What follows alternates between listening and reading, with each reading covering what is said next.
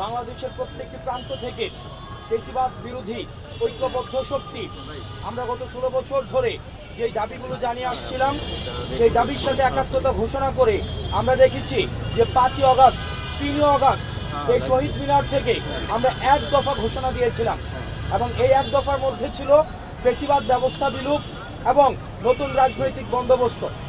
এবং আমাদের এক দফার সাথে একাত্মতা ঘোষণা করে গণতন্ত্রকামী প্রত্যেকটি রাজনৈতিক দল আমাদের সাথে একাত্মতা ঘোষণা করে তারা 5ই আগস্টে মাঠে নেমে এসেছিল এবং সবার সাথে বৈষম্য বিরোধী ছাত্র আন্দোলনের নেতৃত্বে আমাদের নেতৃত্বে রাস্তায় এসে তারা রক্ত দিয়েছিল এবং আমরা আমাদের যেই প্রাথমিক যে অর্জনটি সেটি হচ্ছে শেখ হাসিনার পতন আমরা নিশ্চিত করতে পেরেছিলাম। কিন্তু আমাদের যে ফেসিবাদ ব্যবস্থার পূর্ণাঙ্গভাবে যেই বিলুপের প্রশ্নটি সেটির কিন্তু এখনো পর্যন্ত সমাধান হয়নি। যারা এক দফা দাবির সাথে একাত্মতা ঘোষণা করেছে, যারা এই গণ অভ্যুত্থানের পক্ষে, তারা কখনোই 72-এর সংবিধানের পক্ষে থাকতে পারে না।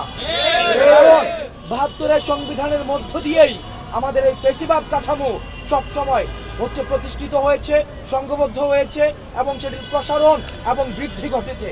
আপনারা জানেন হাসিনা সরকার এবং হাসিনার সবসময় একটি কথা ছিল যে এই আমাদের সাংবিধানিক ধারাবাহিকতা রক্ষা করতে হবে। তাকে যখনই পদত্যাগ করতে বলা হতো, যখনই তত্ত্বাবধায়ক সরকারের অধীনে নির্বাচনের কথা বলা হতো, যখনই নির্দলীয় সরকারের কথা বলা হতো, সবসময় এই হাসিনার মুখের একটি ফ্রেজ আমরা সবসময় দেখতাম যে সাংবিধানিক ধারাবাহিকতা রক্ষা করতে হবে।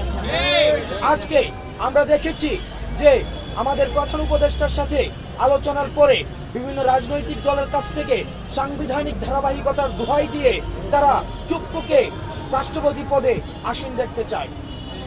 আমাদের তাদের প্রতি আহ্বান থাকবে, বাংলাদেশের গণতন্ত্রকামী এবং ফেসিবাদ বিরোধী প্রত্যেকটি রাজনৈতিক দলের কাছে আহ্বান থাকবে যে 72-এর সংবিধানের প্রশ্নে এবং আমাদের যে গণ অভ্যুত্থান ছিল সেই প্রশ্নে আপনাদের অবস্থান স্পষ্ট করতে হবে। আপনাদের অবস্থান স্পষ্ট করা জরুরি। কারণ যারা গণ অভ্যুত্থানের পক্ষে তারা 72-এর সংবিধানের পক্ষে কোনোদিন থাকতে পারে না। আমাদের বৈষম্য বিরোধী ছাত্র আন্দোলনের কাছ থেকে আমরা 3 আগস্ট কিন্তু আমরা ঘোষণা দিয়েছিলাম যে ফেসিবাদ ব্যবস্থা বিলুপ হবে। এই ফেসিবাদ ব্যবস্থা বিলুপের মধ্যে একটি অন্যতম হচ্ছে মুজিববাদী 72-এর সংবিধানকে বিলুপ করতে হবে।